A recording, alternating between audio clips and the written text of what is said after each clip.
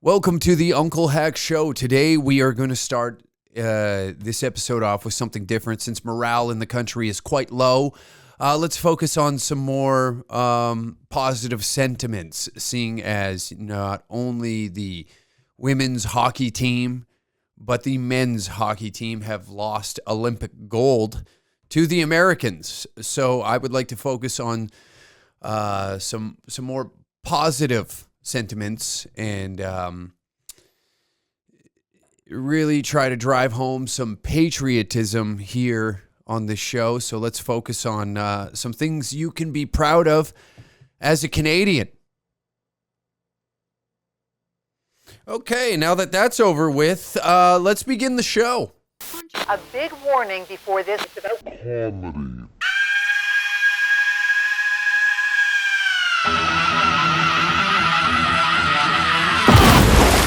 Welcome to the Uncle Hack Show, episode 2. I know I'm a little behind the 8 ball here on getting some episodes out, but hey, we're doing our best around here. We're doing as much as we possibly can.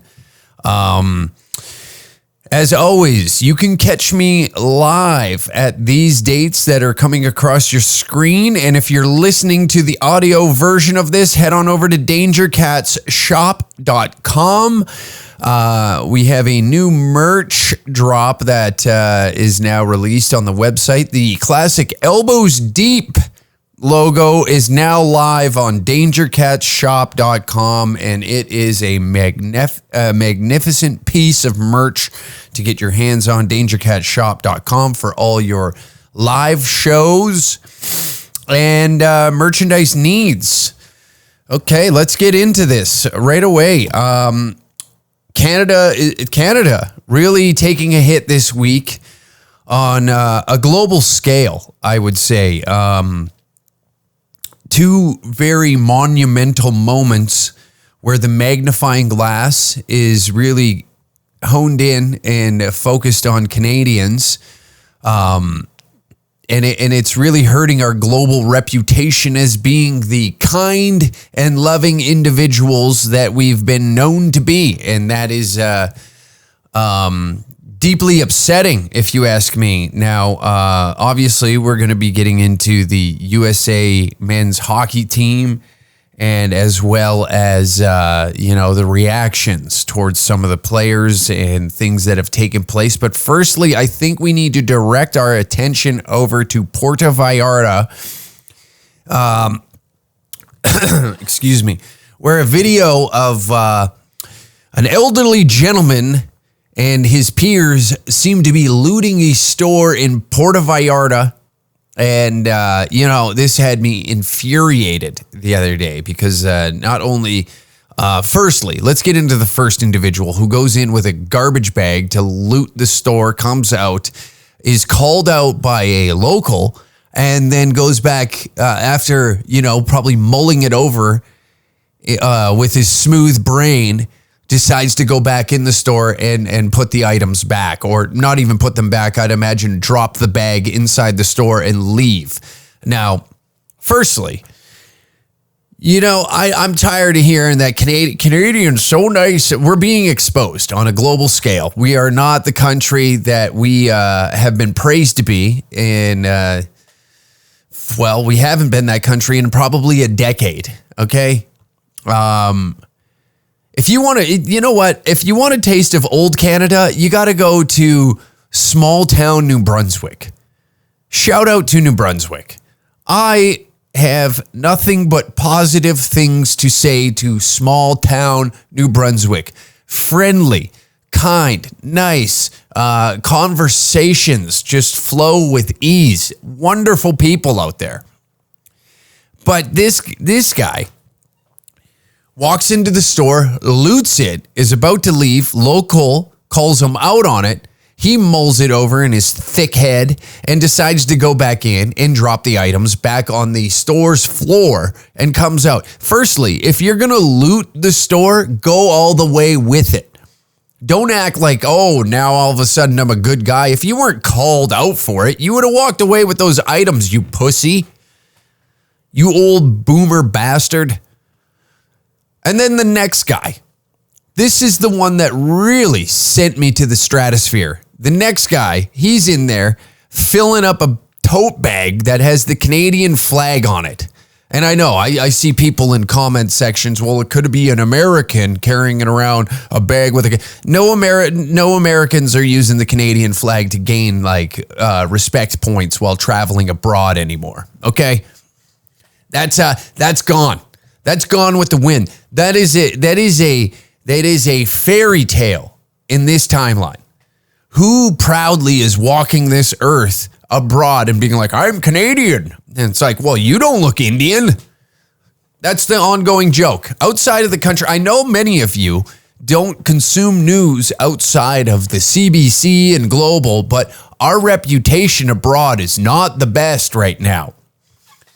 In fact, it's in the shitter. But this guy walks in, loots the store, and comes out and yells at a Mexican. This guy's American. That's what he said. This guy's American, points at him.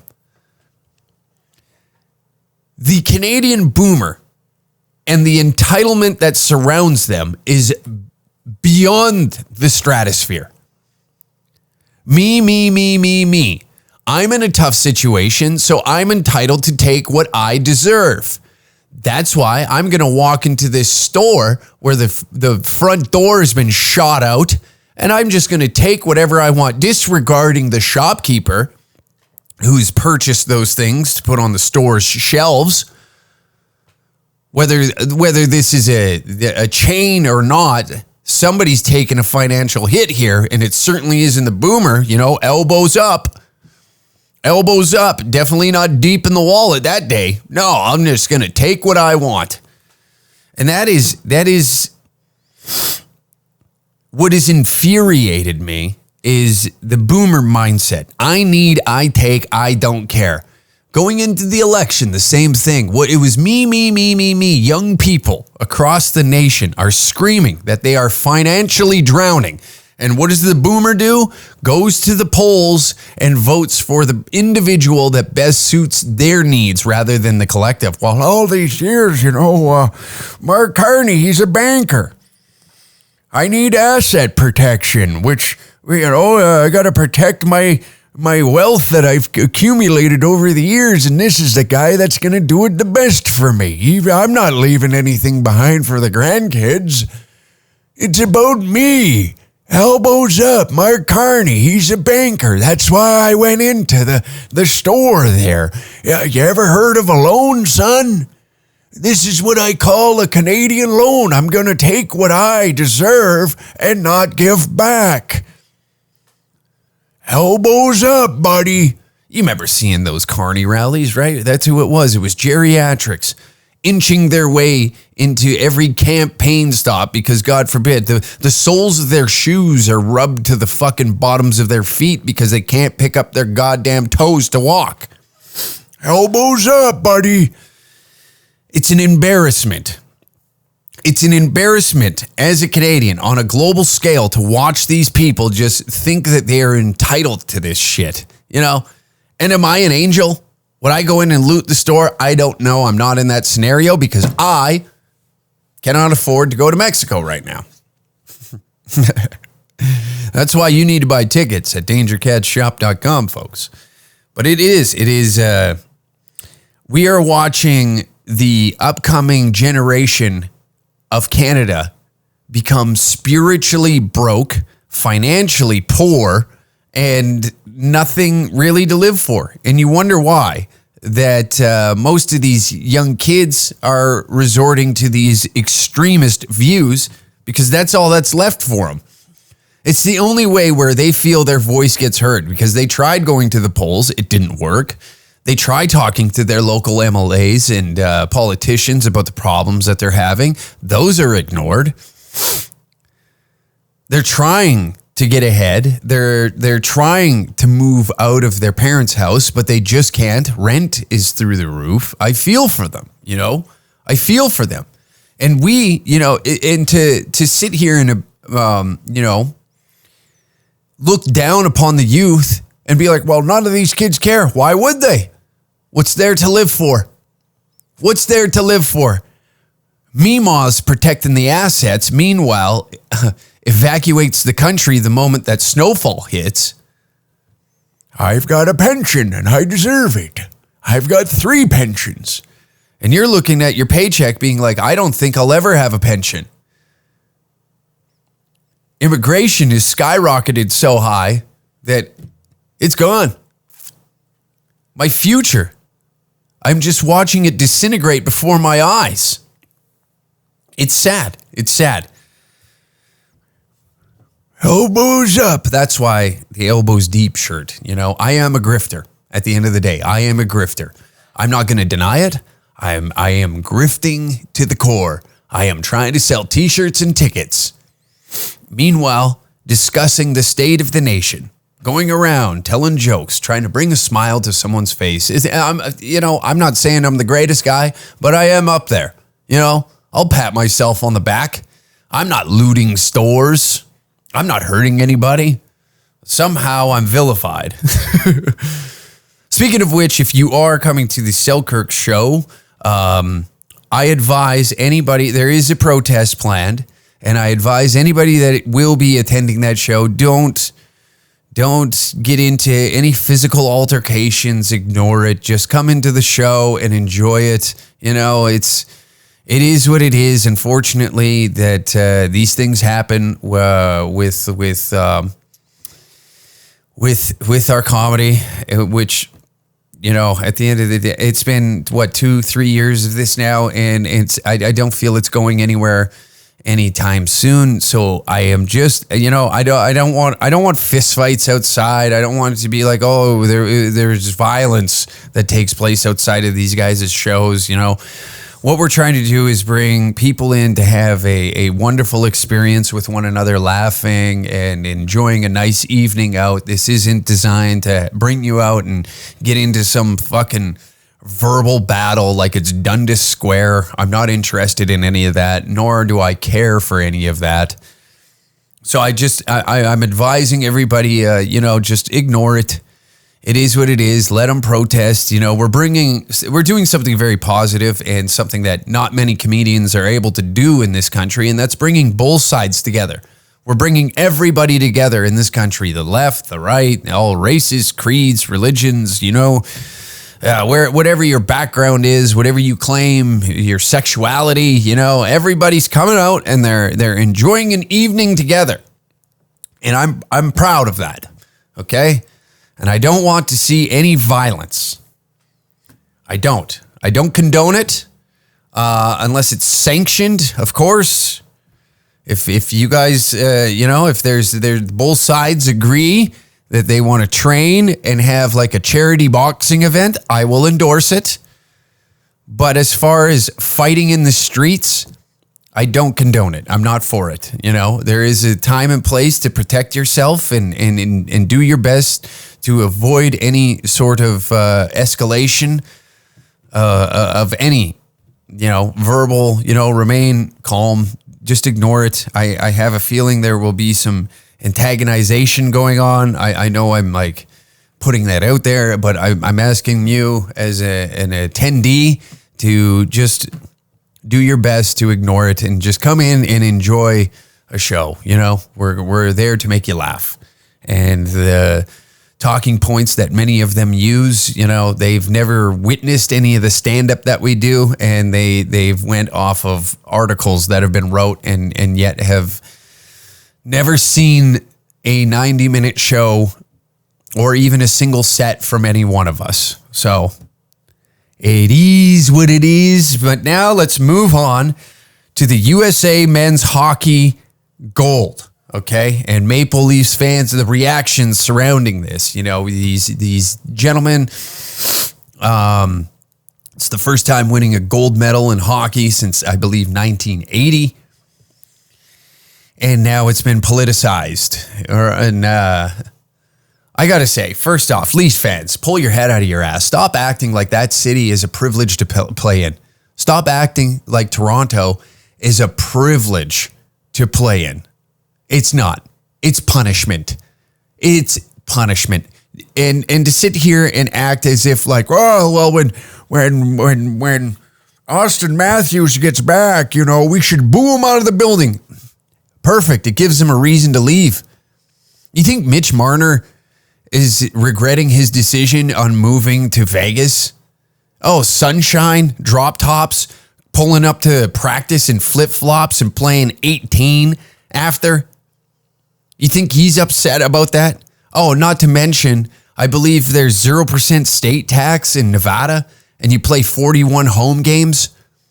That's a nice savings on the taxation, isn't it? Meanwhile, Matthews is playing 41 games at being taxed like, 50%?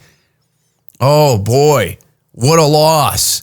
And then the media scrums that will ensue, as soon as he gets there. I seen a few today, but after the first game, it's going to be, what do you think about Trump? He doesn't care. He won a gold medal for his country and was invited to the White House. He went, so what? Who cares? Move on. But Leafs fans acting. And then they're going at Brady Tkachuk too, going back to Ottawa is a privilege as well. Oh boy, yeah. I'm sure both of these guys, after winning Olympic gold, both these teams have not seen a second round since God knows when. Well, I guess the Leafs did make a second round, but they were punted right after. So the playoffs are kind of out of the question. I don't even think they're in the playoff contention right now.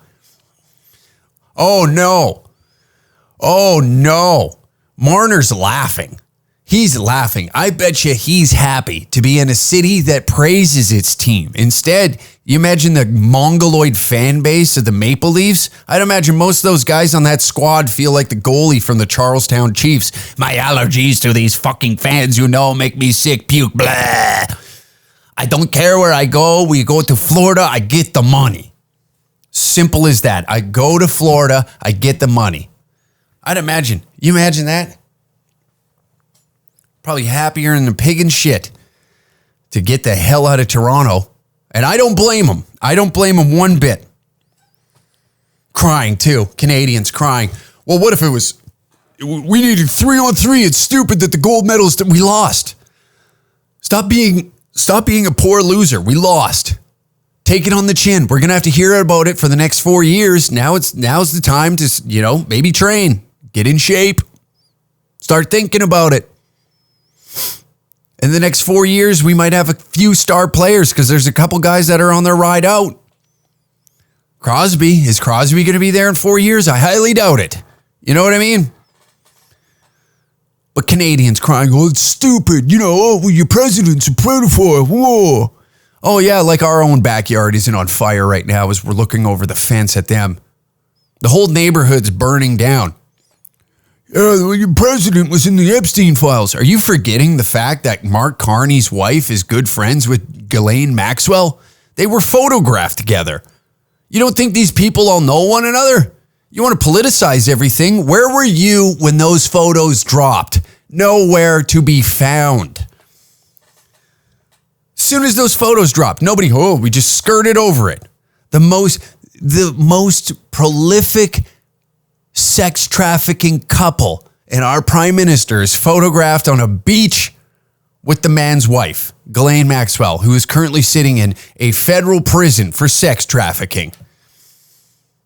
Oh, I'd imagine there's no connection there whatsoever. Even if there isn't any foul play when it comes to minors, I'd imagine that there's some sort of financial foul play. At least, at minimum. He was the governor of the Bank of the United Kingdom. And where were you guys then? Nowhere to be found. But no, Trump's bad. CBC told me that the Trump guy is bad, so I must. That's where I crossed. Have you looked around? Have you not looked around for a second? Who's doing anything around here? Every other week, another $2 billion to Ukraine. Those guys really need the money. Meanwhile, every city looks like a fucking war zone in Sudan. You can't drive a highway without seeing a Kenworth exploding. What are we doing here? There is flames shooting out the chimney of our house, and we're looking at the Americans and be like, boy, I'm sure glad it isn't, that's not my house, and you fail to look behind you and see the hellscape that we're in. We need to boo Matthews out of Toronto. He would be happy to go back. Did you not see the week that he's had? Have you not seen the week that he's had? The most glorious time ever. Wins a gold medal. Big celebration in the room. And well, Kash Patel was in there. Who gives a fuck? Have you met hockey players before? They have the IQ of the new Canadians that are coming here. They're on par with them. Those guys, all they think about is playing hockey and getting pussy and maybe a drink here and there. A couple beers here and there. You think they're politically savvy? You think those guys are going to run for office after they hang up the axe and blades? No, not a chance.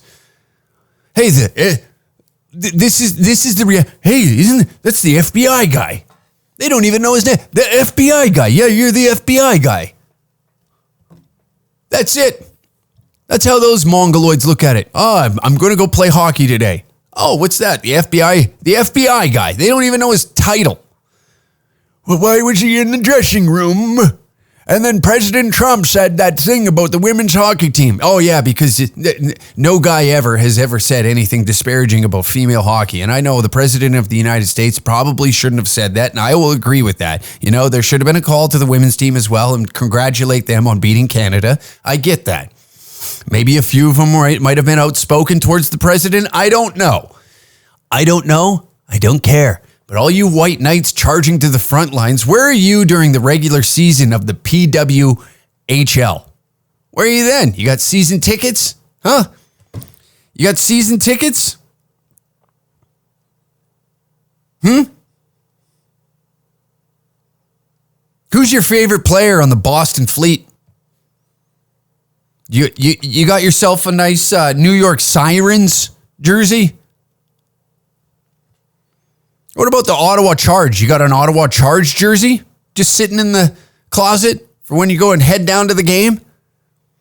I bet you do. That's right. Fucking white knight this shit. Christ almighty. And then now, like, nothing against the show Heated Rivalry. Congrats on your success with the show. But now the fan base that now thinks that hockey players are exactly that, you know? That the rival players are just heading over to the home team's trainer room and blowing each other's back out after a big game. The fan base of that show, Christ, is that what you think that's hockey? Yeah, I'm sure there's probably, some gay stuff that's going on. I mean, I played hockey a good portion of my life and a lot of gay things happened in that locker room that didn't involve any sexual acts, but it definitely a lot of penis tricks. I'll tell you that right now for free. Couple piss bombs. You ever seen a piss bomb before? I have. In fact, I've played with so many guys that the moment they drop their bag, they snap their fingers and they're ass naked just walking around the room, and it's normal. Does not bother me. An exposed penis in an environment where, it's kind of welcomed. I'm not talking about doing it in public, okay?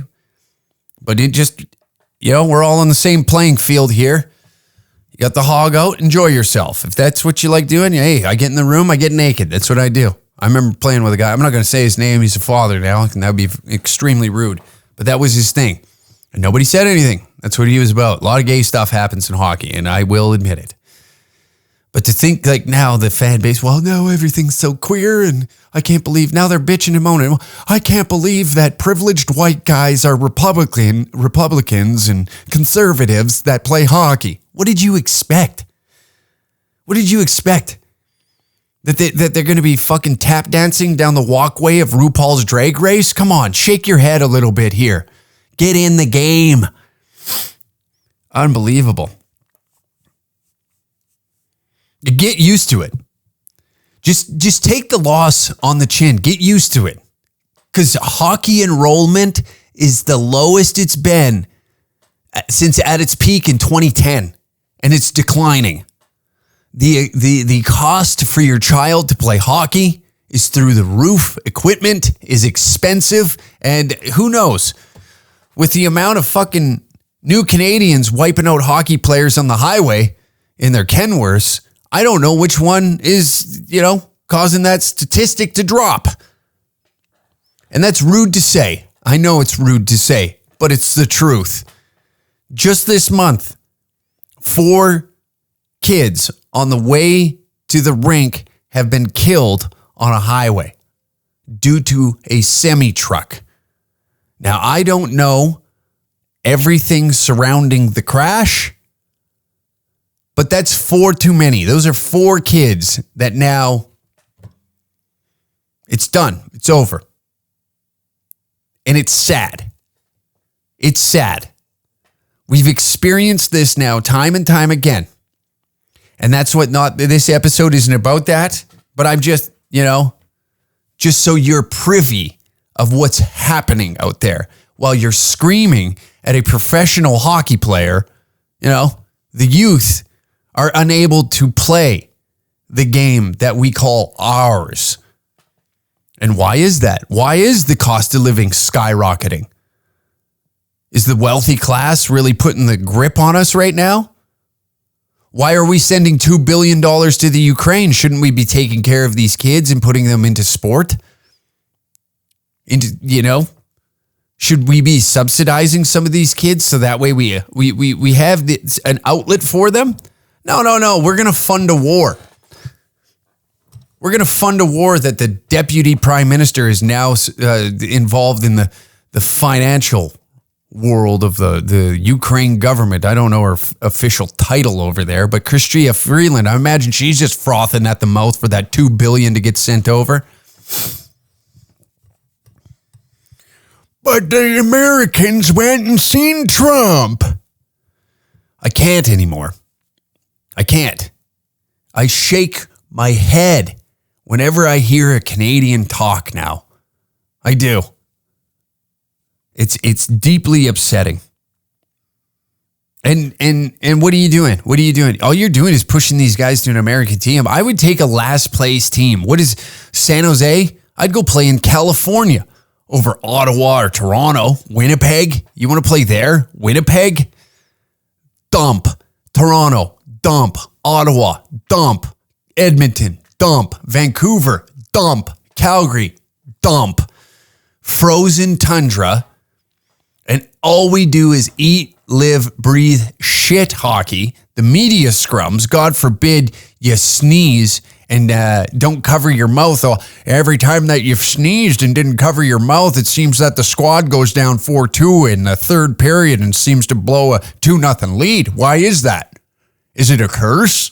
Everything's a curse. I noticed in the pregame there that you tie your left skate before your right skate. Is that a superstition? Because every time that you've tied your right skate before the left skate, you guys get a quick goal in the first 10 minutes to get, and solidify a good lead going into the second, usually around 2 to 3 goals over your opposition. And you as a player, you're just like, God almighty, these people, Imagine walking around Toronto. You can't go anywhere with everybody. Hey, fuck you. And now you got everybody on the... Then this is how fucking insane everybody is in the online world. Is Dylan Strome has a picture posted of him and his daughter at Disneyland. And the comments section goes wild. You piece of shit. Can't believe you'd meet a pedophile. He didn't even play in the Olympics. I can't believe you go meet the president. Oh, he's Canadian. You know that, right? He's Canadian. Why the hell would he be at the White House? And people harassing not only him and his wife on social media. You dumb bitch, I can't believe you fuck you. And the NHL had to take the photo down. And all it was like a very wholesome photo of the family at Disneyland over the Olympic break. Unbelievable. I've had enough. I'm tapped out. I could give a shit anymore, okay? Everybody's insane, and the world needs to be nuked. If those fine folks that have secured Gaza, if they could really smash that button to the Samson option, that would be wonderful. That would be wonderful. But let's end this on a high note. There was a very special moment that took place while the medals were I should say the team photo with the U.S. men's hockey team, And the squad brought out Johnny Gaudreau's kids. And that was like that's one of those emotional things, and it was very like touching. And we got to end on a nice thing, because what happened to Johnny and his brother is horrific. A drunk driver took their life. They were struck on, I believe, bicycles, and that's sad, But we all know that Johnny Gaudreau would have made that U.S. hockey team 100%. There's no question about it. He would have been on that squad. And to bring out his children to be a part of like a very monumental moment in U.S. hockey history was a very classy move. And hats off to that, because that was, to ensure that Johnny's legacy carries on through his children was a very classy move, and I'm all for that. I like that type of shit. That's cool.